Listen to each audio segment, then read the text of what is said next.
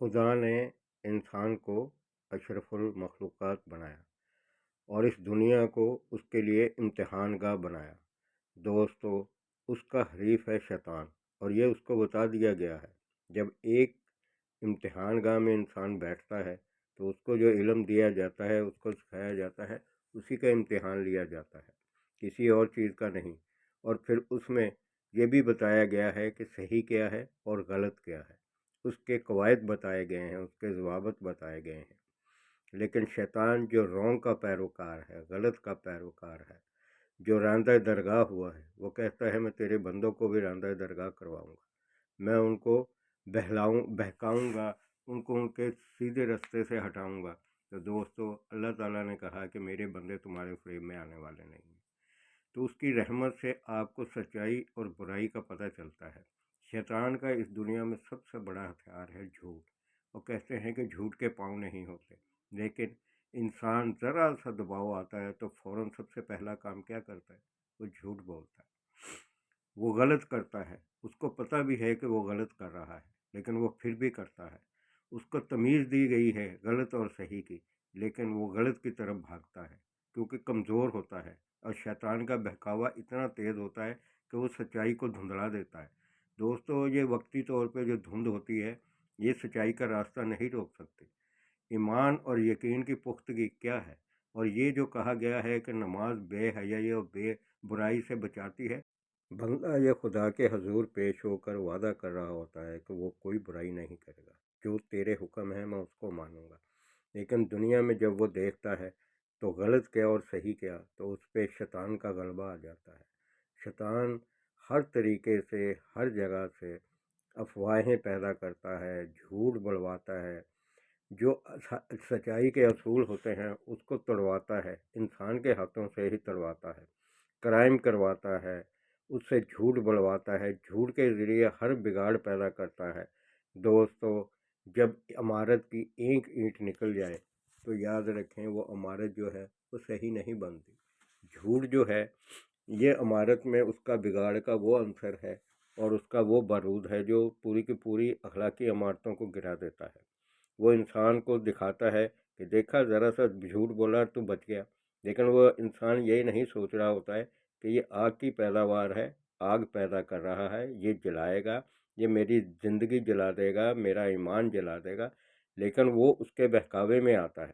لیکن دوسری طرف اللہ تعالیٰ نے جب بتایا ہے کہ شیطان کی پیدائش جو ہے وہ آگ سے ہوئی ہے اور اس نے تمہیں دھوکہ دینا ہے، اس سے ہاتھ مت ملاؤ، لیکن پھر بھی انسان بہکاوے میں آ جاتا ہے، بہکاوے میں آتا ہے اور اس سے ہاتھ ملاتا ہے۔ دولت کا لالچ، معاشرے میں سب سے بڑا جو دکھ ہے وہ دولت ہے۔ انسان دیکھتا ہے کہ میرے پاس کچھ نہیں ہے، دوسرے کے پاس بہت کچھ ہے، وہ لٹا رہا ہے، اس کے پاس بینک بیلنس ہے، کار ہے، گاڑی ہے، میرے پاس تو کچھ بھی نہیں ہے، تو مجھے بھی یہی کرنا ہے۔ تو وہ انسان کے دماغ میں وسوسے ڈالتا ہے کہ تو بھی یہ کر سکتا ہے، لیکن غلط راستہ دکھا کے کر آتا ہے۔ وہ دکھاتا ہے کہ دیکھو دولت کیسے ملتی ہے، شارٹ کٹ کیا ہے، شارٹ کٹ کے ذریعے پیسہ کماؤ۔ وہ رابری کرواتا ہے، وہ ڈکیتیاں کرواتا ہے، وہ چوریاں کرواتا ہے، وہ کہتا ہے یہ آسان راستہ ہے، دیکھو کتنی جلدی تمہیں سب کچھ مل گیا۔ لیکن دوستو، یہ جھوٹ تو جھوٹ ہی ہے نا۔ جب کہا گیا کہ جھوٹ کے پاؤں نہیں ہیں، وہ ہمیں جو ہے دکھاوا کرواتا ہے لگژری لائف کا۔ جب خدا نے ہماری زندگی میں لگژری نہیں لکھی ہے تو پھر ہم کیسے لے سکتے ہیں؟ تو اس کے لیے گناہ کروانے کا جو سب سے بڑا جو راستہ ہے وہ یہی ہے، وہ دکھاوا کرواتا ہے، وہ حسین گند کو اچھائی اور حسین بنا کے پیش کرتا ہے۔ دوستو، پیسہ تو جو ہے وہ ایمانداری سے بھی تو کمایا جا سکتا ہے۔ کیا اس دنیا میں ایسے لوگ نہیں گزرے جنہوں نے پیسہ کمایا ہو؟ لیکن وہ جو ہے ذرا تکلیف سے آتا ہے، کیونکہ اللہ کی رضا ہے اس میں کہ آپ جو سچائی کا راستہ ہے وہ مشکل ہے، بتایا بھی گیا ہے، لیکن ایک وہم ڈال دیا جاتا ہے کہ نہیں، پیسہ پیسہ پیسہ، ڈالر، کار، کوٹھی، بنگلہ، لگژری۔ دوستو، کھانی تو وہی دو روٹی ہے، پہننے وہی کپڑے ہیں، مرنے کے بعد جانا اسی زمین میں ہے، لیکن وہ انسان کے اندر جو پیدا کر دیتا ہے تکبر کی وجہ سے تو خود مرا ہے، خود راندہ درگاہ ہوا ہے۔ لیکن انسان کو وہ یہ کہتا ہے کہ یہ سب کچھ تو نے کیا ہے، اپنی ذہانت سے کیا ہے، دیکھا تو نے ذرا سا یہ کام کیا، ذرا سا ٹیکٹ یوز کیا تو دیکھو تمہیں سب کچھ مل گیا۔ شیطان جو ہے وہ ایسے حسین انداز میں انسان کو پھنسا دیتا ہے کہ ساری زندگی انسان اس کے نقش قدم پر چلتا ہے، لیکن جب احساس ہوتا ہے تو وقت گزر جاتا ہے، لیکن نہیں، وقت نہیں گزرا دوستو۔ آخری سانس تک اللہ تعالیٰ نے کہا ہے کہ توبہ کر لو۔ انسان سرگوشیوں میں، افواہوں پہ، ہر چیز پہ کام دھرتا ہے، وہ غلط کرتا ہے، وہ چغل خوری کرتا ہے، وہ اس کی بدیوں میں شامل ہو جاتا ہے، اس کی تمام برائیاں اپناتا ہے۔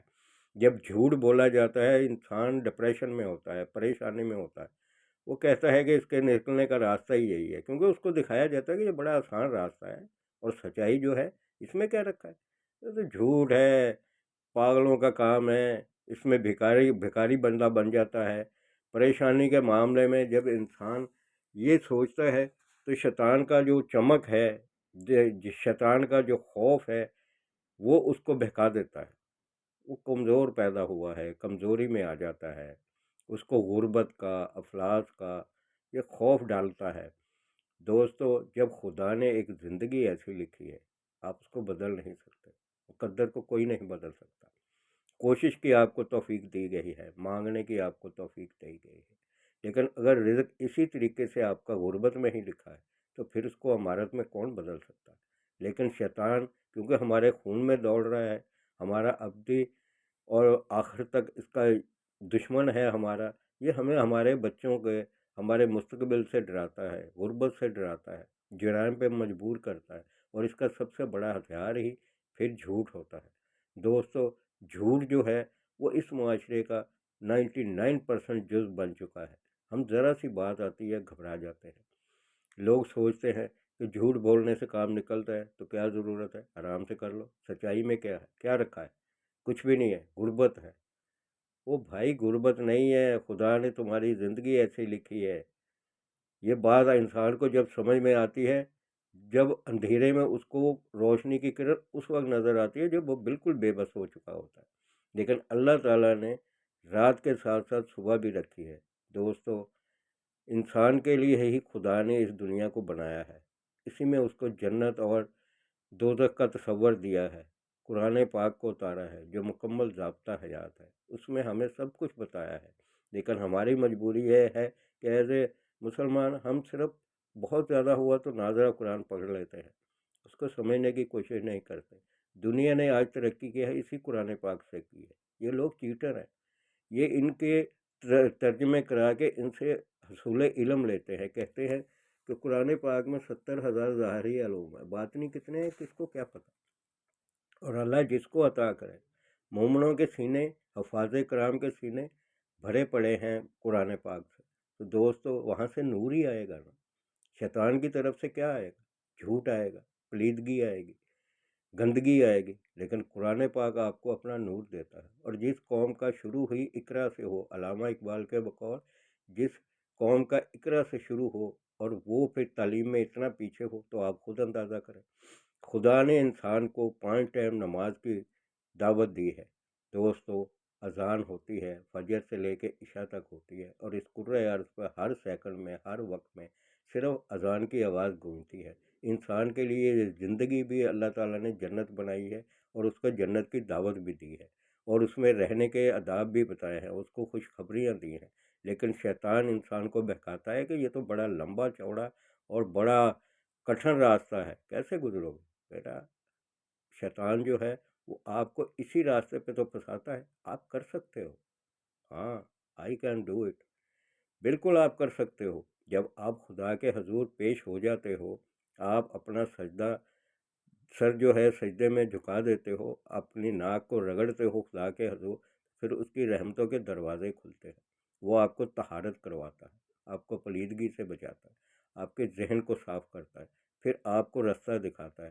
قرآن پاک انسان کے لیے راہ ہدایت ہے، یہ قیامت تک کے لیے ہمارے لیے سر چشمہ نور ہے۔ دوستو، آؤ تو صحیح، آخری وقت تک توبہ کا دروازہ کھلا ہے، ہم سب گنہگار ہیں، ایک دفعہ سوچو تو صحیح، یہ شیطان جو ہے اس کے جھوٹ کے فریب سے نکلو تو صحیح۔ اللہ ہمیں اس کی توفیق دے۔ اس کے ساتھ ہی اب میرے چینل کو لائک بھی کریں، شیئر بھی کریں اور سبسکرائب بھی کریں۔